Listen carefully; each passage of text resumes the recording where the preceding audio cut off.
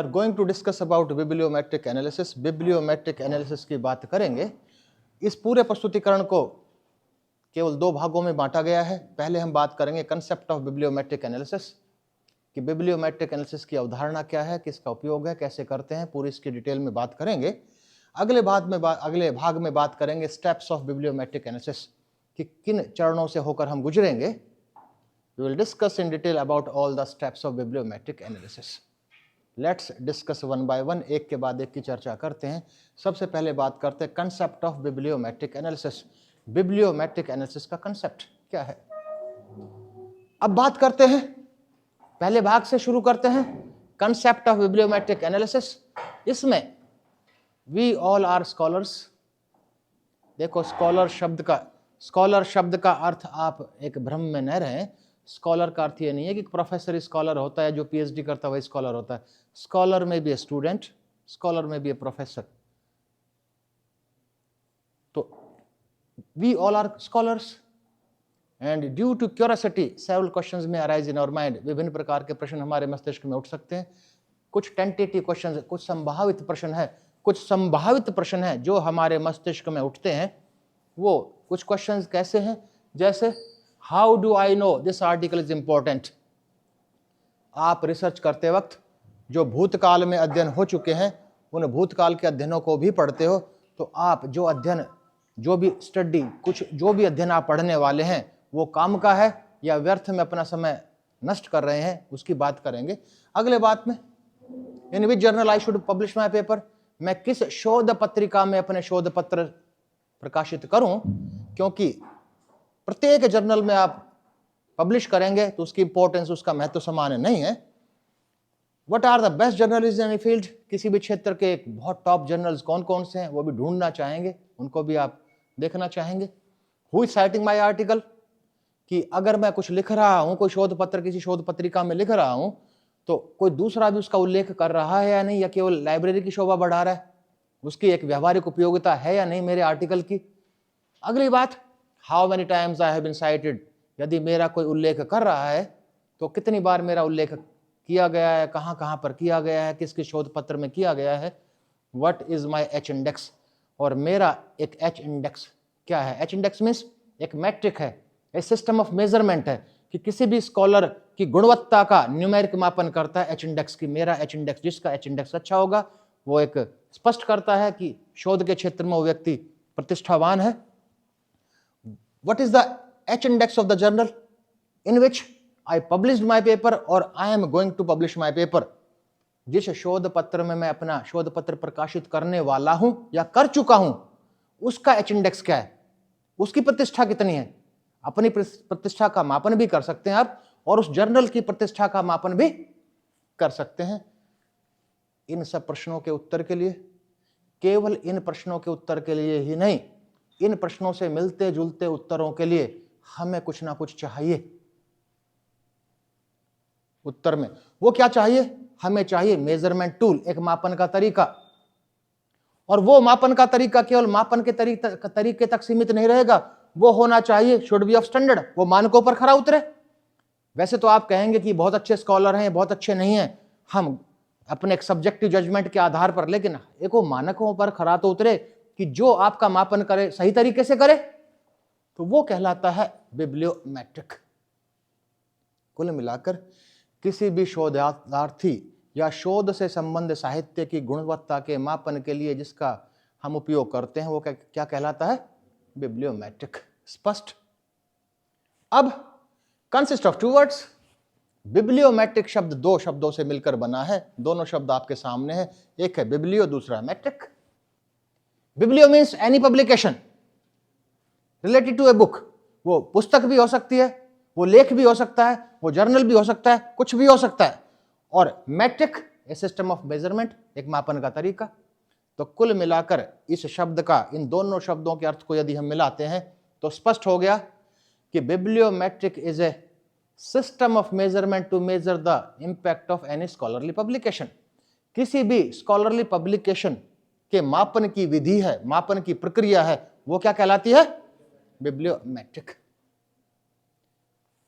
तो हमने केवल बिब्लियोमेट्रिक के अर्थ को जानने का प्रयास किया और आगे बढ़ते हैं। कुछ परिभाषाएं हैं बड़े बड़े दिग्गजों ने जो बिब्लियोमेट्रिक की दी हैं।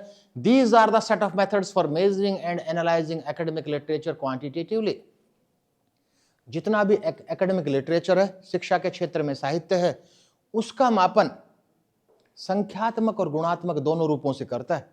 किसी पुस्तक को पढ़कर आप ये कह सकते हैं कि अच्छी पुस्तक है या अच्छी पुस्तक नहीं है, कह सकते हैं, लेकिन क्वांटिटेटिव मेजरमेंट कैसे करना है, संख्यात्मक मापन कैसे करना है, वो सेट ऑफ मेथड्स है। तो सेट शब्द का अर्थ क्या हुआ? सेट, जहां एक से अधिक यूनिट्स इन्वॉल्व हो। सेट ऑफ मेथड्स मींस एक से अधिक इकाइयां इसमें प्रयोग में लाई जाती हैं इस पूरी प्रक्रिया के लिए। अगला है bibliometric is one of the keys to measure the impact of scholarly publication. It means there are various key means and methods by using that we can do the same. कि bibliometric भी एक तरीका है जिसके माध्यम से हम ये करते हैं। इसके अतिरिक्त और भी दुनिया भर के तरीके हैं। की कंसेप्ट्स ऑफ बिब्लियोमेट्रिक्स, किन किन की कंसेप्ट्स पर यह निर्भर करता है? तो key concepts are output and impact. ये बताइए आपका आउटपुट क्या है? शोधार्थी के रूप में, विद्यार्थी के रूप में बात नहीं कर रहा हूं, शोधार्थी के रूप में, रिसर्चर के रूप में, अनुसंधानकर्ता के रूप में आपका आउटपुट क्या है? जो आपने लिखा वो आउटपुट है आपका, आपका उत्पादन है वो। आप क्या उत्पादित करते हैं? पेपर लिखते हैं, वो आपका उत्पादन है। जो भी आपने रिसर्च किया दैट इज योर प्रोडक्ट। तो आउटपुट आपका प्रोडक्ट है। Impact means output is affected by productivity. जो प्रोडक्टिविटी है, और प्रोडक्टिविटी का मापन कैसे करेंगे आप? नंबर ऑफ पब्लिकेशन से, कितने पेपर पब्लिश किए आपने। और दूसरी तरफ impact means measured by the citations, कि दूसरे आपका उल्लेख कितना कर रहे हैं, वो आपका प्रभाव है। मान लो आपकी प्रोडक्टिविटी बहुत है, आपने 100 पेपर लिख डाले, 100 लेख लिख डाले, लेकिन आपके लेख का किसी ने भी उल्लेख नहीं किया है, तो आपका आउटपुट तो बड़ा अच्छा है लेकिन इंपैक्ट शून्य है। इंपैक्ट आपका शून्य है। तो इसलिए ध्यान रहे कि it is affected by both, ये दोनों से ही प्रभावित होता है। किस किस से? Output and impact. अगली बात बिब्लियोमेट्रिक एनालिसिस। जो प्रश्न आपने पूछा था, अभी तो केवल कंसेप्ट की बात हुई है, अब कहानी शुरू होती है हाउ टू डू बिब्लियोमेट्रिक एनालिसिस, कि बिब्लियोमेट्रिक एनालिसिस हम करते कैसे हैं, बिब्लियोमेट्रिक एनालिसिस कैसे किया जाता। दुनिया भर के हैं, साइटेशन एनालिसिस कर सकते हैं, कैसे कर सकते हैं अभी चर्चा करेंगे। Practically I will demonstrate. With in few seconds you can generate the results. कुछ सेकंड्स में ही आप रिजल्ट्स को जनरेट कर देंगे। आप को साइटेशन एनालिसिस कर सकते हैं, आप को अकरेंस एनालिसिस कर सकते हैं, को वर्ड का भी और कीवर्ड का भी। आप बिब्लियोग्राफिक कपलिंग कर सकते हैं, आप को ऑथर एनालिसिस कर सकते हैं। इसके अतिरिक्त भी काफी है, यहां 5 को सूचीबद्ध किया गया है। I listed only 5। तो आप कोई भी शोध पत्र, फॉर एग्जांपल आप एक रिसर्च पेपर लिखना चाहते हैं, बिब्लियोमेट्रिक एनालिसिस ऑफ द को occurrence of keywords in the field of judo, कि जूडो में कहां कहां किसके क्षेत्र में अध्ययन हुए हैं और किसके क्षेत्र में नहीं हुए हैं, इस प्रकार का आप अध्ययन कर सकते हैं। अब बिब्लियोमेट्रिक एनालिसिस है पावरफुल मेथड टू डिटरमाइन, क्या क्या डिटरमाइन करता है? इन्फ्लुएंशियल पब्लिकेशंस, कौन कौन से लेख प्रभावशाली हैं, जितने भी लेख लिखे हैं उनमें से प्रभावशाली कौन कौन से हैं, उनको आइडेंटिफाई करता है, उनकी पहचान करता है। सेकंड इज प्रभावशाली ऑथर्स, कौन कौन से लेखक प्रभावशाली हैं, कि सभी लेखक, सभी ऑथर्स समान रूप से प्रभावशाली नहीं होते। नेक्स्ट वन इज प्रभावशाली जर्नल्स कौन कौन से हैं, उनका एनालिसिस भी कर सकते हैं। नेक्स्ट इज इंस्टीट्यूशंस, कौन कौन से दिग्गज संस्थान जो शोध के क्षेत्र में बहुत अच्छा कर रहे हैं। शोध के क्षेत्र में एक विशेष शोध के क्षेत्र में, एग्जाम्पल लॉ के क्षेत्र में, स्पोर्ट्स के क्षेत्र में, बायोमेडिकल रिसर्चेज के क्षेत्र में, इंजीनियरिंग के क्षेत्र में, इन एनी साइंटिफिक डिसिप्लिन, किसी भी साइंटिफिक डिसिप्लिन में। तो ये थी पहले भाग की चर्चा, basic concept of bibliometric analysis, bibliometric analysis का बेसिक कंसेप्ट। अब मेन कहानी शुरू होती है, स्टेप्स ऑफ बिब्लियोमेट्रिक एनालिसिस। अभी हमने समझ लिया, तो अब कैसे करेंगे, और आप सभी करेंगे केवल 15 मिनट का समय आपको दिया जाएगा इसके बाद, और you can perform with in 15 minutes, I assure you. शुरू करेंगे बिब्लियोमेट्रिक से स्टेप्स, कौन कौन से चरण हैं। शुरू करते हैं चरणों की बात। सबसे पहले डेटा कलेक्शन। आप सबसे पहले डेटा कलेक्ट करेंगे, आंकड़ों का एकत्रीकरण करेंगे। वास्तव में डेटा कहां से कलेक्ट करेंगे? जो पहले से घटित हो चुका है। आप ऑनलाइन ही कलेक्ट करेंगे, आपको आंकड़ों का एकत्रीकरण किसी तरह की एक परीक्षण नहीं करना है। वास्तव में डेटा कलेक्शन की जगह जो उपयुक्त शब्द है वो है डेटा को रिट्राइव कर रहे हो, तो ये हमारा डेटा कलेक्शन है। कैसे करेंगे बात करेंगे, फिर डेटा की स्क्रीनिंग करेंगे। जरूरी नहीं है कि जो डेटा आपने एकत्रित किया, जो डेटा कलेक्ट किया वो सारा सही हो, जरूरी नहीं है ना। उसमें सही भाग को रखेंगे, कुछ गलत है उसको एलिमिनेट कर देंगे। That is known as data screening. उसको हमने क्या कहा? डेटा स्क्रीनिंग कहा। उसके बाद डेटा एनालिसिस करेंगे। उसके बाद किसी एक विधि के माध्यम से आप आंकड़ों का विश्लेषण करेंगे, और आंकड़ों के, जैसे कि दूसरे रिसर्चेज में हम करते हैं, जैसे कि हम दूसरे अनुसंधानों या शोधों में हम करते हैं, और उसके बाद you have to write the results and findings. आप परिणामों का उल्लेख करेंगे, अपने अध्ययन के परिणाम लिखेंगे, और अंत में जो अंतिम भाग जो प्रत्येक शोध पत्र का होता है वो है डिस्कशन ऑफ फाइंडिंग्स। आप डिस्कशन ऑफ फाइंडिंग्स लिखेंगे। तो जिस प्रकार से दूसरे शोध पत्र लिखे जाते हैं, इसकी प्रक्रिया भी लगभग वही है। तो कहानी शुरू करते हैं किससे? डेटा कलेक्शन से, आंकड़ों के एकत्रीकरण से कहानी शुरू करते हैं। आंकड़ों के एकत्रीकरण से डेटा कलेक्शन। डेटा कलेक्शन के लिए कैन बी रिट्रीव्ड फ्रॉम, पहले मैं कह चुका हूं कि डेटा कलेक्शन की जगह you have to retrieve the data. कहां से करेंगे? पैसा कहां से निकालते हैं? पैसा कहां से निकालते हैं? बैंक से निकालते हैं। उसको क्या कहते हैं? बैंक कहते हैं ना। तो ये भी तो डेटा बैंक होगा, वो डेटा बैंक होगा। तो डेटा बैंक उपयुक्त शब्द नहीं है, वो आप लेंगे डेटाबेस से। Database means database is appropriate name. Database is a data bank, जहां सब कुछ संग्रहित है। अभी चर्चा करेंगे हाउ टू रिट्रीव, वो डेटा कलेक्ट कैसे करें डेटा बैंक से। कौन कौन से डेटा बैंक है? तो यहां पर केवल 3 डेटा बैंक की चर्चा की गई है, लेकिन केवल 3 नहीं है, दुनिया भर के डेटा बैंक हैं। वेब ऑफ साइंस पहला, WOS वेब ऑफ साइंस। दूसरा एक रेप्यूटेड डेटा बैंक है, डेटाबेस है, स्कोपस। एक तीसरा डेटाबेस है जो मेडिकल साइंसेज में, जो कि एक्सपेरिमेंटल स्टडीज के लिए आप अपना रिव्यू देखना चाहें तो बहुत अच्छी बात है, पबमेड। इसके अतिरिक्त मेडलाइन भी है, PMC भी है, पबमेड सेंट्रल भी है, लेंस भी है, डायमेंशंस भी है। दुनिया भर के डेटा बैंक हैं, लेकिन यहां पर केवल कितने डेटा बेसिस का उल्लेख किया गया है? 3। You have to retrieve your data, you have to collect your data either from web of science और स्कोपस और पबमेड। ठीक है, कैसे करना है? प्रैक्टिकली आई विल डेमोस्ट्रेट, कि व्यवहारिक रूप से मैं अभी डेमोस्ट्रेट करूंगा हाउ टू कलेक्ट। तो प्रश्न उठा, क्या इनमें से किसी एक से करना है? एक से भी कर सकते हैं, और अनेक से भी कर सकते हैं, और सबका इकट्ठा करके मिला भी सकते हैं। लेकिन प्रश्न उठा, मान लो वेब ऑफ साइंस अकेले से आपने डेटा का एकत्रीकरण किया, आंकड़ों का एकत्रीकरण किया, तो डेटा स्क्रीनिंग में आपको बहुत अधिक श्रम नहीं करना पड़ेगा। क्यों? रिपीटिशन नहीं होगा, क्योंकि उन्हीं रिसर्च पेपर का उल्लेख तीनों में हो सकता काफी किया हो।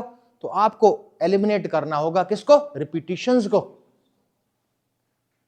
और क्या क्या करना होगा? 2 suggested approaches for obtaining bibliometric data. भाई सर्च करने का कोई माध्यम तो होगा कि how to search data, how to retrieve the data. आपको सर्च कैसे करना है? केवल 2 ही तरीके, बड़े बड़े 2 ही विधियां बड़े बड़े प्रगाढ़ विद्वानों ने सुझाई हैं। पहला, सर्च बाय कीवर्ड्स।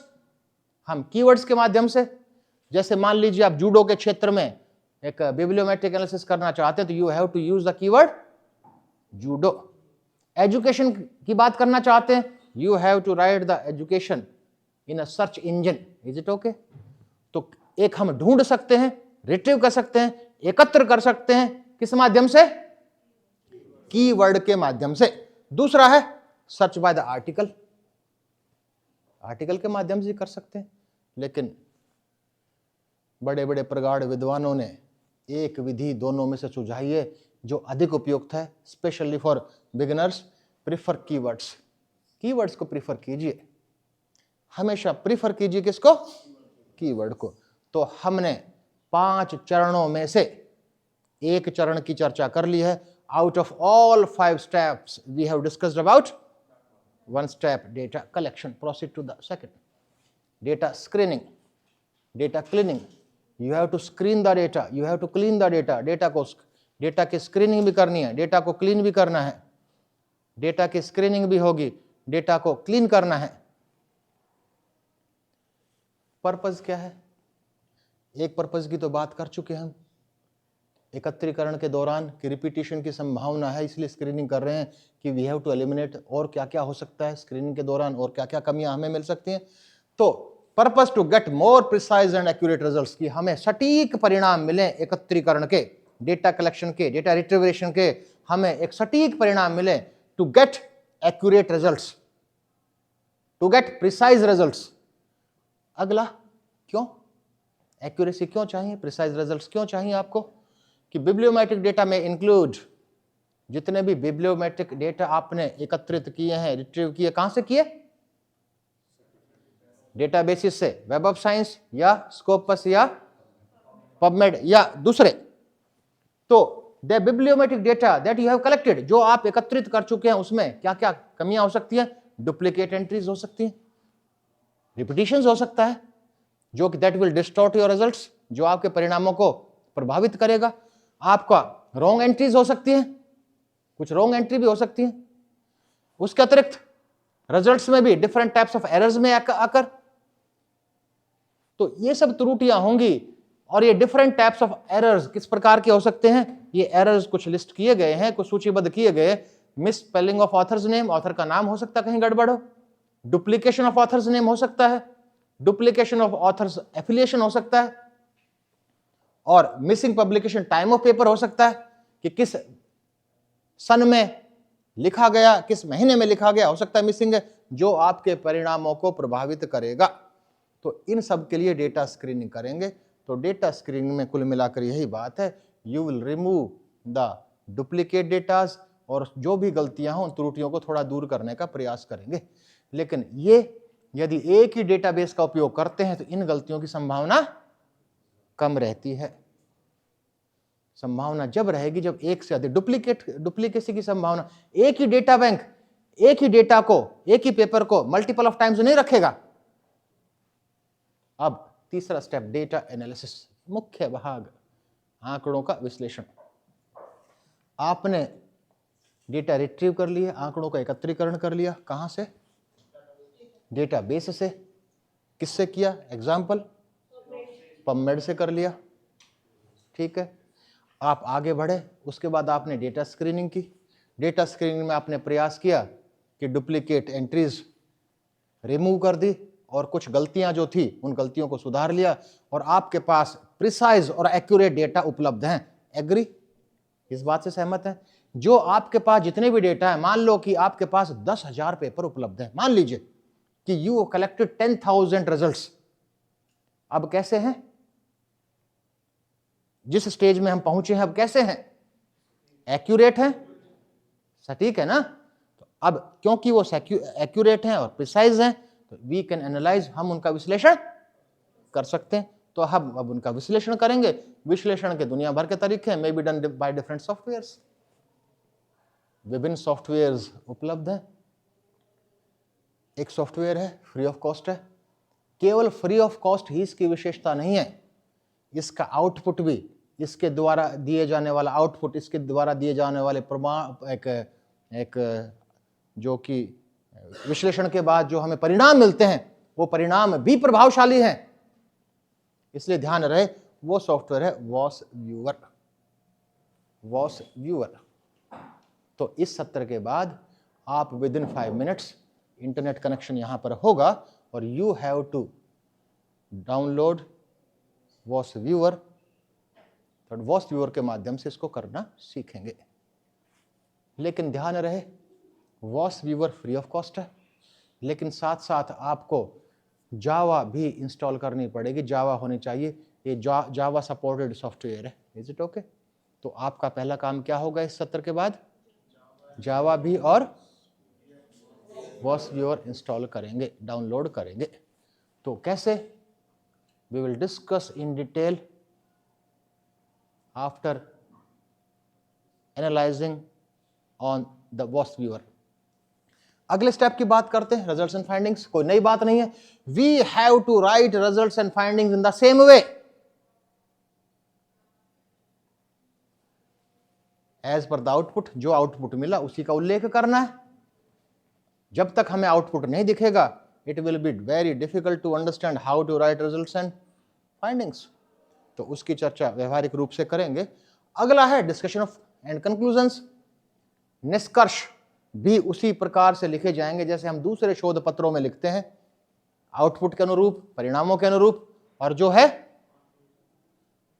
चाहे वो किसी प्रकार का भी अध्ययन हो, किसी प्रकार का भी बिब्लियोमेट्रिक एनालिसिस हो, और वो should be supported by the pieces of evidence, जैसा कि एक दूसरी स्टडीज से सपोर्टेड हम रखते हैं डिस्कशन ऑफ फाइंडिंग्स को। We have to write in the same way.